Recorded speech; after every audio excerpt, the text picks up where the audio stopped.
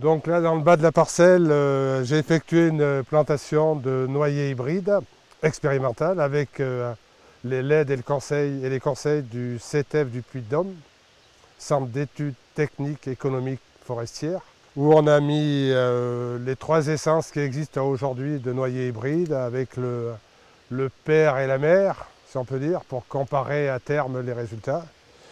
Vous pouvez voir que tous les plants sont protégés individuellement avec une gaine plastique et un piquet et un tuteur. Ça, c'est pour protéger les arbres de l'impact des chevreuils qui sont très friands des feuillus, à tel point qu'aujourd'hui, il est quasi impossible de planter des feuillus sans protection parce que l'équilibre sylvo-cynégétique n'est pas atteint.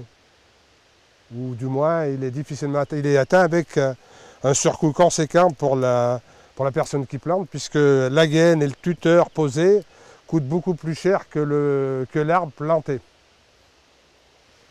C'est des plants qui ont été mis qui ont 2 ans. Donc le terrain apparemment a l'air de bien leur convenir. C'est peut-être un choix judicieux. Les gens qui n'adhèrent pas à PEFC, qui n'entrent pas dans la démarche, se privent, à mon avis, d'une réflexion intellectuelle qui peut faire évoluer leur propre sylviculture, quel que soit l'itinéraire qu'ils ont choisi. Ils se privent sûrement d'un plus, à tout point de vue, aussi bien en termes de gestion qu'en termes de commerce, le jour où ils voudront faire une vente. De toute façon, ils seront obligés de le faire parce que les acheteurs ne voudront pas leur acheter de bois. C'est un plus à la commercialisation et c'est aussi un plus à la gestion. Ça fait une ouverture d'esprit, ça fait réfléchir sur d'autres possibilités.